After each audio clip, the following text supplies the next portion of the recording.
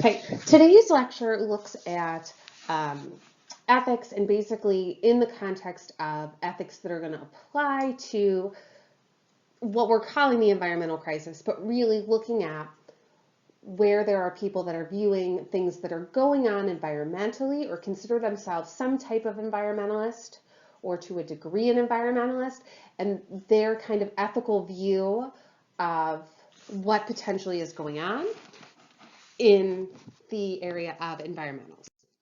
So the first question is there actually an environmental crisis? And so the definition of crisis is an unstable or crucial time or state of affairs in which decisive change is impending, especially one with the distinct possibility of highly undesirable outcome. Usually crises are considered a bad thing. There's definitely varying levels of crises. We probably all know at least one person in our life where everything is a crisis, and you get to the point where you're like, no, really not a crisis. We need to have a stronger view. So typically, as the definition states, it's going to be detrimental or undesirable in some way. It's usually a bad thing, right? It's an outcome you don't want. But again, we can have these various A scales that we're going to talk about here in a second, but really different magnitudes, right? To something that is everyone you asked, if you asked 10 people, that they would say, yes, this is a crisis, to the one where one person's going to say something's a crisis and the other 9 would be like, no, it's a problem, it's not a crisis. Okay, so in terms of scale, let's look at some potential crises. So on the local scale, we could be looking at something like flooding. A national scale would be things like agricultural issues. Globally, we can look at things like climate change. We could certainly potentially look at our pandemic situation as a global crisis, depending on how we are able to come out of this in the upcoming months and years, right? Ocean ecosystem collapse would be another global scale. So we can kind of look through this idea of, are we in crisis, first off? What's the scale? How many people agree with us? And then when we're looking at potentially what we can realistically call problems, how other people approach them. And that's where the ethics come into play. So we are currently in the Anthropocene, and basically this is the era of people, but not the first people, but really the era of people where we start to see an impact on the environment. A lot of people will call it the epoch of profound alteration of Earth by human activities.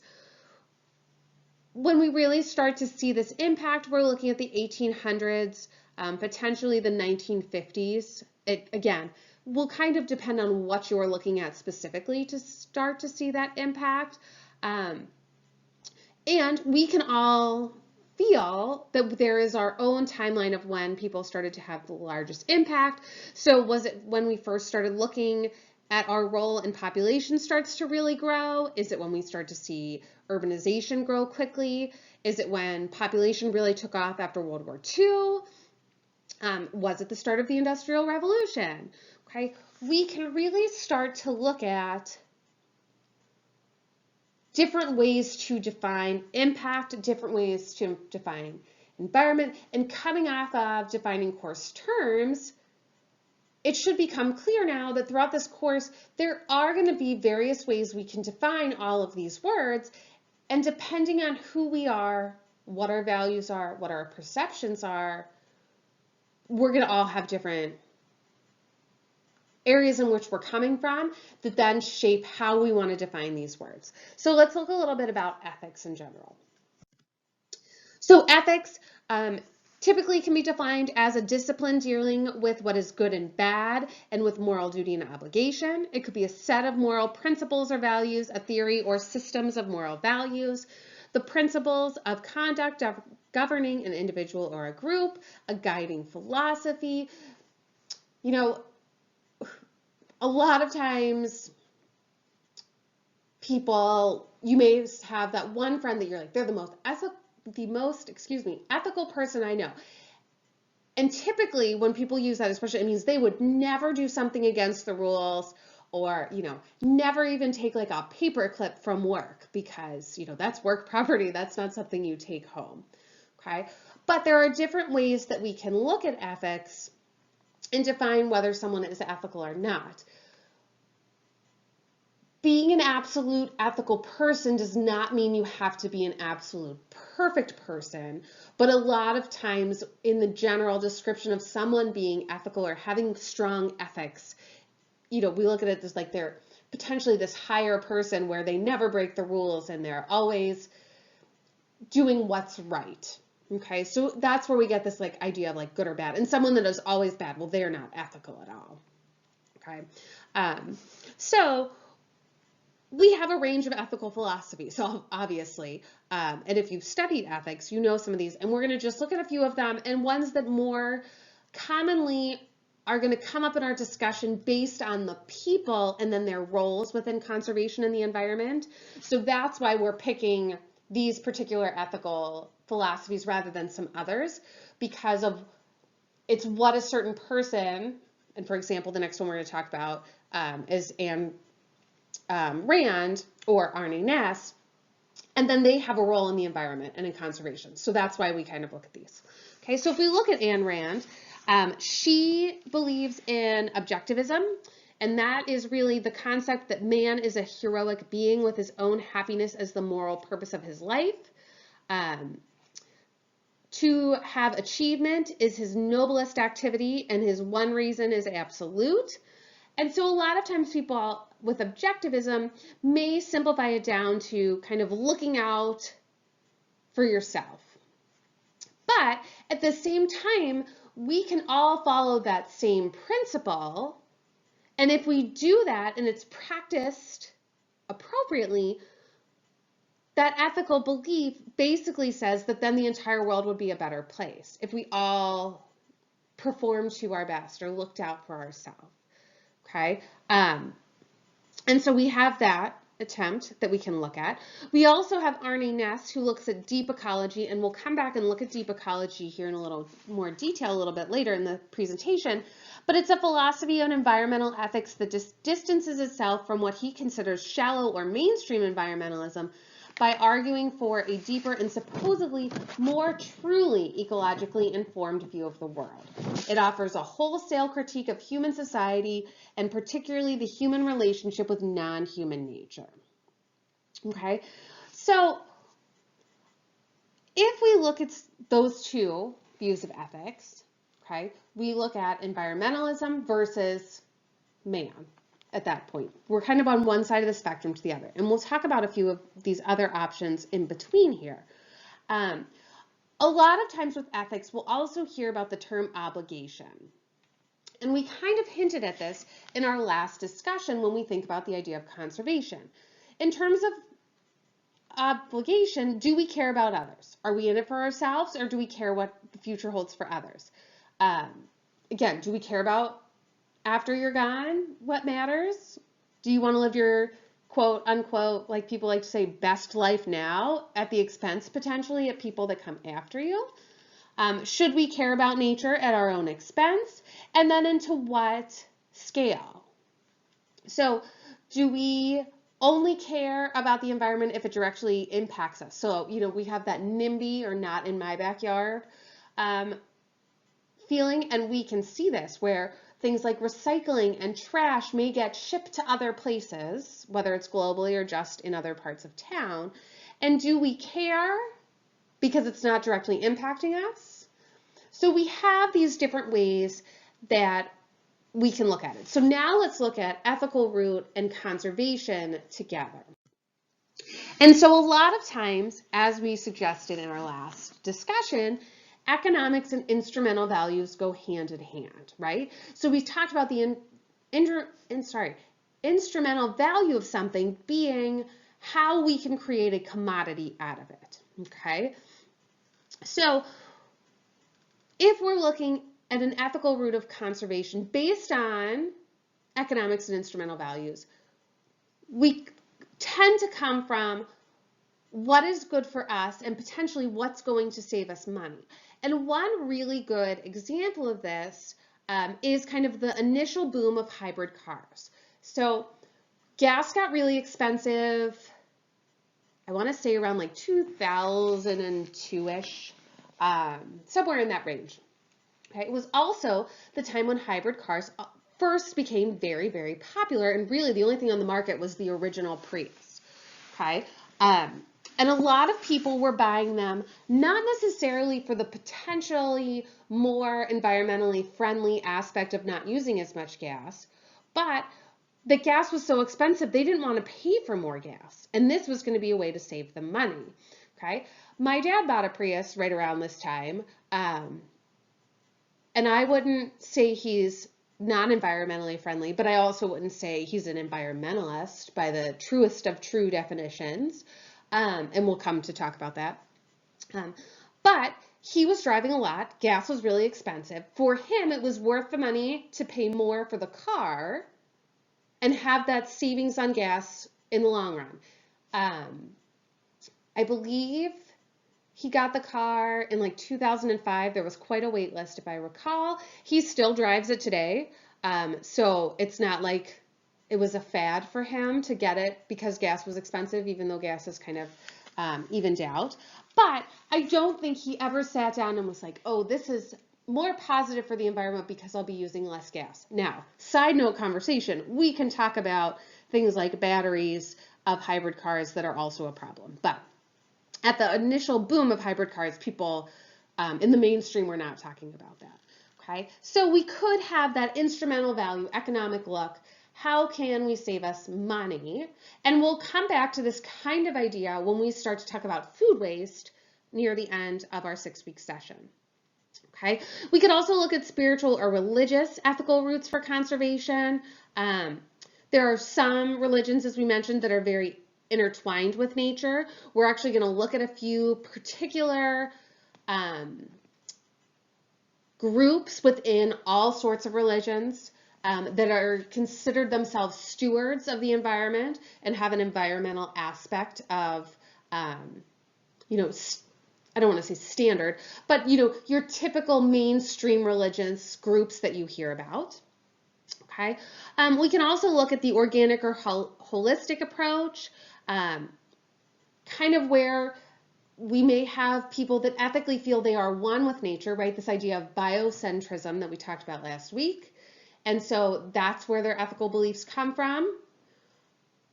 And so we can really start to look at what's going on there and how we look at nature and what our role is and how we ethically feel that we are responsible or contributing towards conservation and then the environment.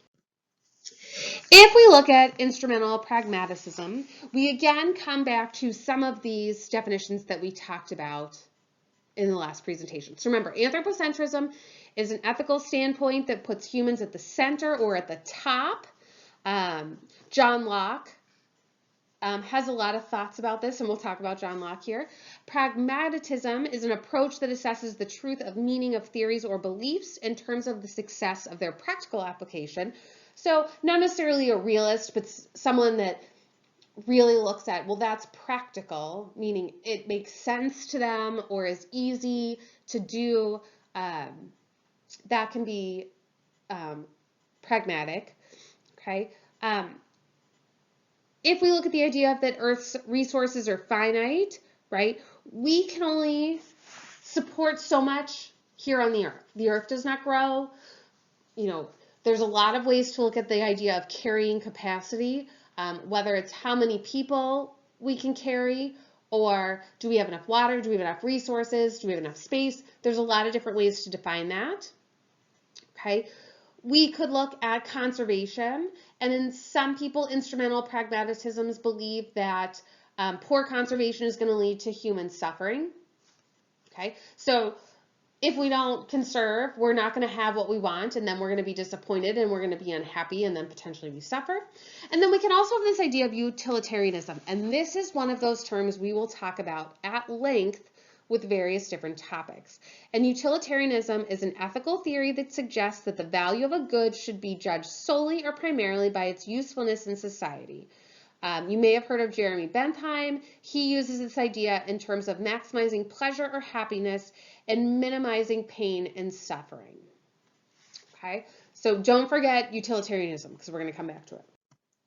Okay, if we look at improving nature, let's go back to our ideas and our values of nature. So again, getting back to this idea of intrinsic versus instrumental, okay?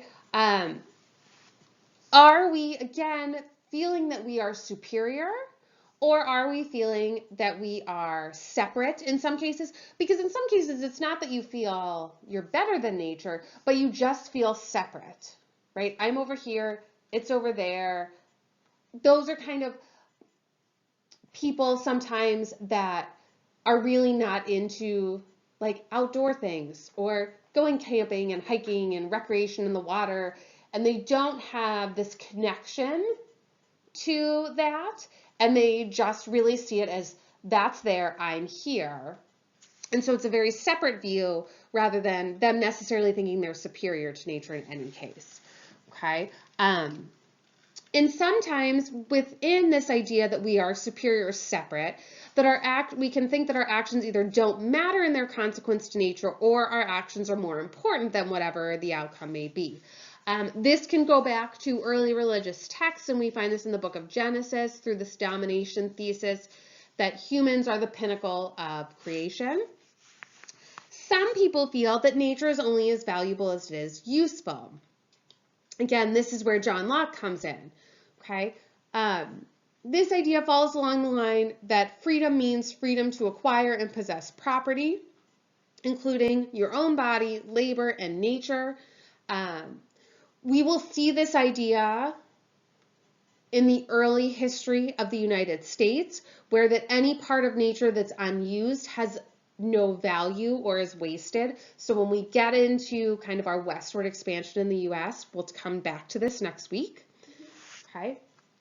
Now, I mentioned religion when we looked at the book of Genesis and this kind of idea of where anthropocentrism can really start to be formed, where we can kind of go back to this early idea of Christianity.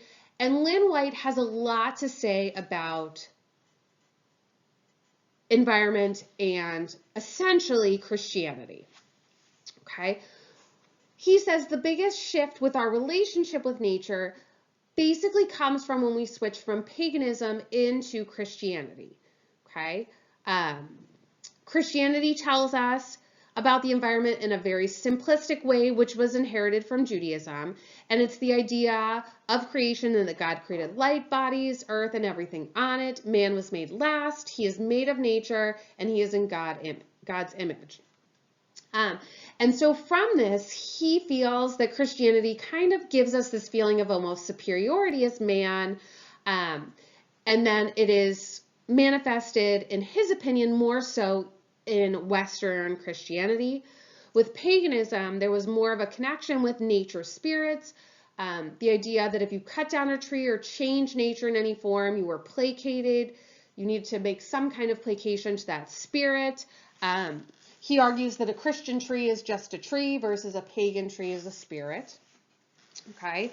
He also argues that even if we don't identify with a Christian religion, we have seen this idea basically be so ingrained from such a long period of time ago that it's still within you, that thought process. You may not connect it to a Christian way of thinking, but his argument is that really if we went all the way back, we would see that it's rooted in Christianity and essentially Judaism as well.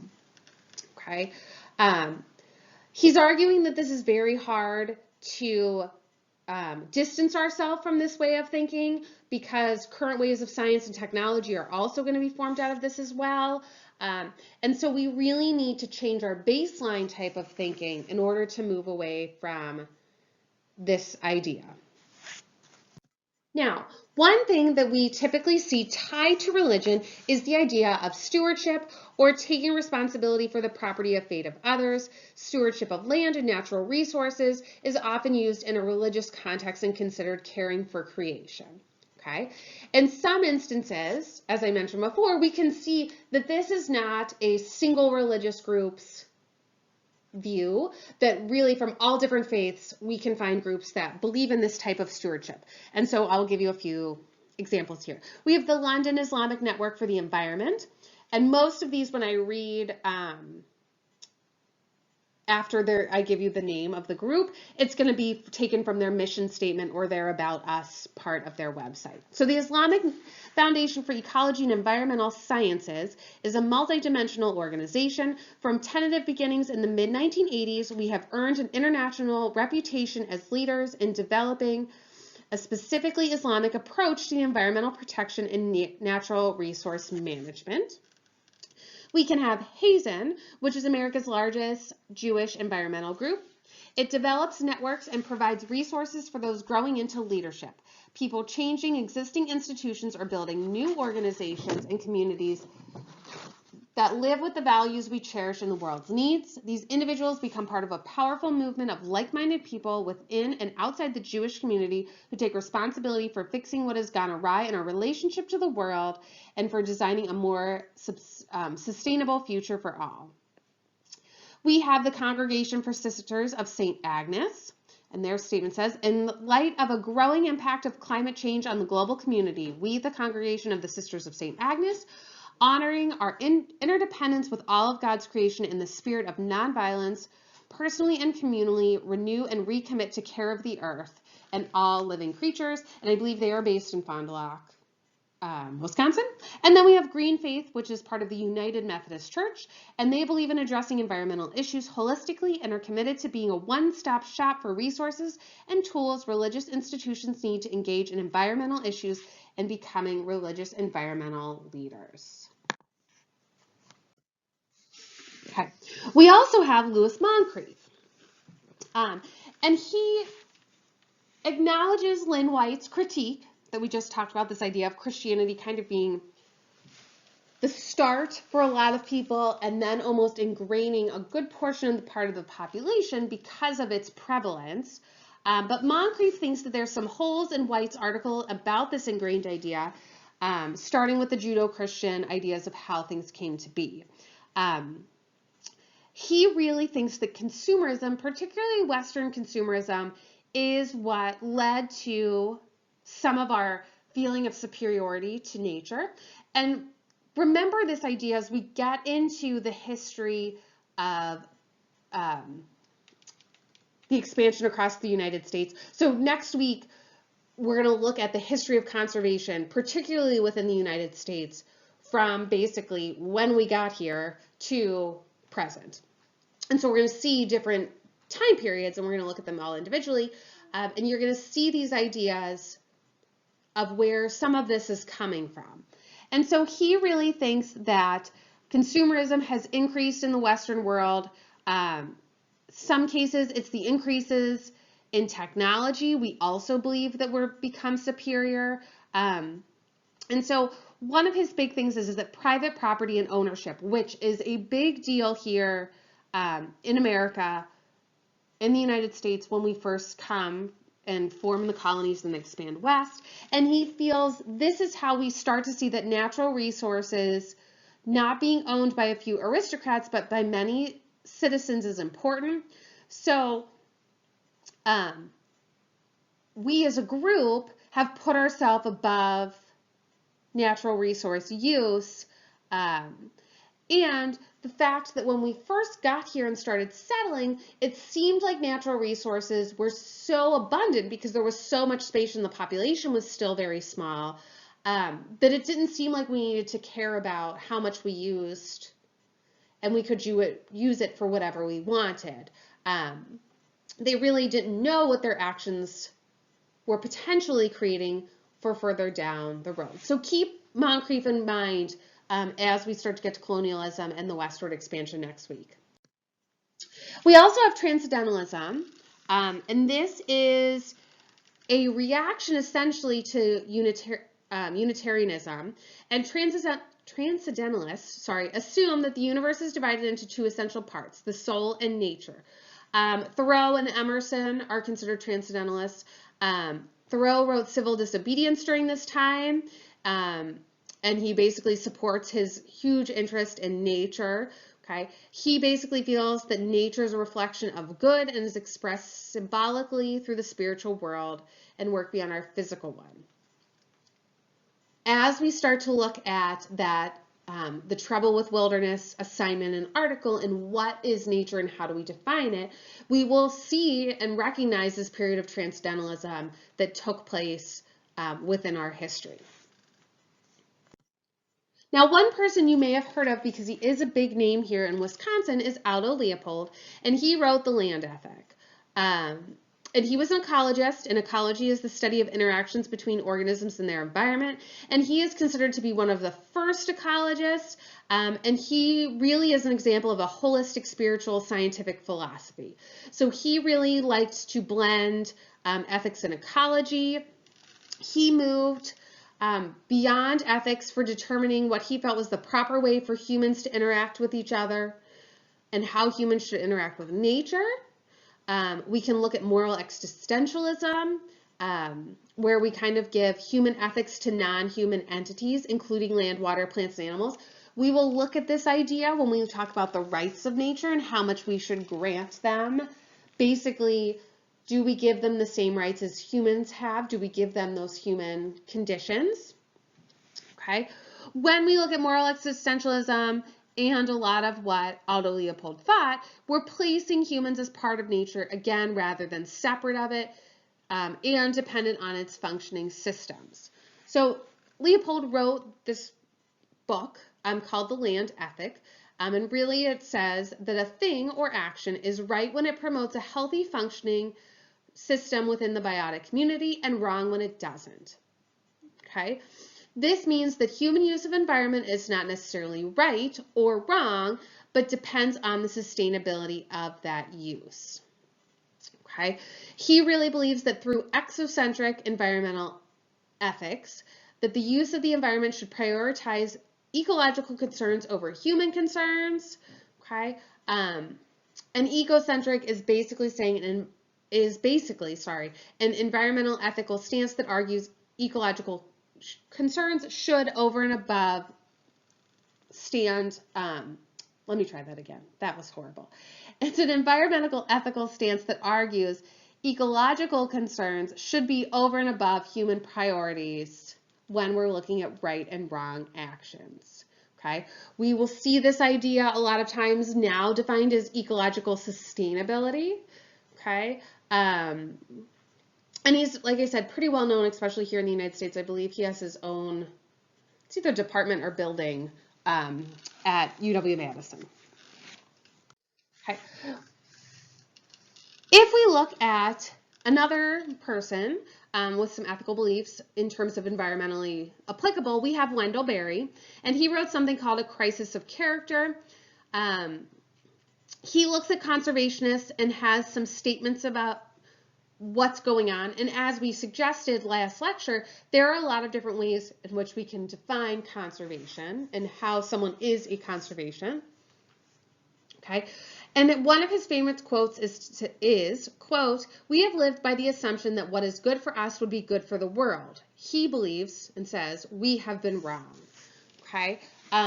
He recognizes that land is complex and diverse and that we can't assume that what's best for us is going to be best for the environment and those within the environment. Going back to Arne Naess, now we are going to take a deeper look into deep ecology. So he believes that there's a difference between shallow ecology and deep ecology. Shallow ecology, he says, focuses only on particular issues and does not identify the cause of a problem, while deep ecology is going to focus on the relationships between humans and the environment. We're going to have some type of self-realization or logical conclusion of any truly deep ecological questioning is where we realize the we interconnectedness of all things, and it's going to become evident that any concept of self must expand beyond the individual to all things. It's a very ecocentric way to live and to look, okay? He really likes the idea of self-realization, where we have this concept of self also includes the relationship to the environment. He believes the well-being and flourishing of a human and non-human life on Earth have value in themselves. Okay? These values may be independent of the usefulness of the non-human world for human purposes. Humans have no right to reduce richness of nature and diversity except to satisfy vital human needs. Nature has an intrinsic value or a value separate than instrumental or value for what he calls as human use. Okay, and so he really believes the deep ecology is the whole picture, right? And it's us and our relationship with nature and appreciating that there's multiple values, not just the instrumental value, in his ethical way of thinking and looking at the environment. We also have holism, okay? This is where we're going to prioritize the ecosystems at an expense of individual entities. It's a response to the land ethic that argues for the expansion of moral consideration to the environment without necessarily taking drastic measures. The question it asks sometimes is, should the individual humans or animals suffer in order to preserve a particular ecosystem? Okay, and so really we're trying to protect the wholes, species, natural processes, ecosystems, and that should take precedence over the protection of the rights of its parts, like individual animals or humans. Okay, people argue that this could lead to the subversion of basic individual liberties. And so, you know, it's kind of looking at this idea where it hurts the individual, but it's better for the group. So you can almost think of it as like team versus I. In some way, it's not exactly, but it's a way to, I think, make it more relatable, unless you've never played on a team sport, which is fine. So think of like the family over you type situation. Maybe that's a better way. Okay. So we have these different views: holism, deep ecology, utilitarianism, transcendentalism, ecocentric, that all fit into the ways of thinking of some of the key players in conservation. And again, particularly here in the United States, because that's how we focus the course. And so tying into value, which is one of the hot topics of our defining course terms, all of this is going to come particularly to the forefront next week when we talk about the history. Now, lastly, we have James Lovelock and his Gaia hypothesis, and some of you may have heard this before, but it's the idea that living organisms and their inorganic surroundings have evolved together as a single living system, and that greatly affects the chemistry and conditions of the Earth's surface. So it's kind of this idea that the Earth has the ability to regulate everything we need for life to continue on its own, and we'll be able to make changes as it needs in order to keep doing this. A lot of people are kind of grasping onto this idea, and they may not even realize that they're kind of relating to this idea with what was going on and is still going on. This is the kind of the start of May. It's May 12th that I'm recording this. With the idea that once humans basically went into lockdown and we really cut down on transportation and manufacturing, how different systems and different species and ecosystems really rebounded quite quickly to the changes. You know, we saw water clear up and air pollution improve, and animals where we haven't seen animals in a long time, and things of that nature. And so when we talk about that, that's kind of the way of saying, like, when people are saying the Earth will continue on without us, right? And that's kind of what the Gaia hypothesis is getting at, that the Earth regulates itself. We clearly know it doesn't have a brain in the same way that we do, but that a lot of people believe that it will continue to be able to do its own thing regardless. Now, some people will use this as an argument for the environment and climate change. Other people will use this almost against it, especially when we look at climate change, and they'll say, well, the Earth can regulate itself. It'll be fine. It's always going to bounce back. It's bounced back before. And so if you're not pro climate change. No one's pro climate change. How do I better describe that? So not necessarily, if you are against the size that climate change needs to be addressed, maybe that's the better way to put it, you could use that argument. And then there's other people that say, use this idea is that we're all one with the earth, we are changing and impacting it, and it's going to eventually trickle down and impact us as well. Okay, so what we're looking at here is there are various ways and approaches to conservation. Okay, and so as we go through this course, what we're going to find is we may have potentially a different feeling towards a particular resource that we're going to talk about. A lot of students come into this course considering themselves an environmentalist. What people may start to find out is they don't actually fit wholly into that definition, but one of these ethical backgrounds more describes how they feel towards the environment. And so keep this in mind, like I said, as we move forward and we kind of look at the history as we go through. And then as we've now continued to set up ACTS and other organizations to handle environmental issues, how that plays into it.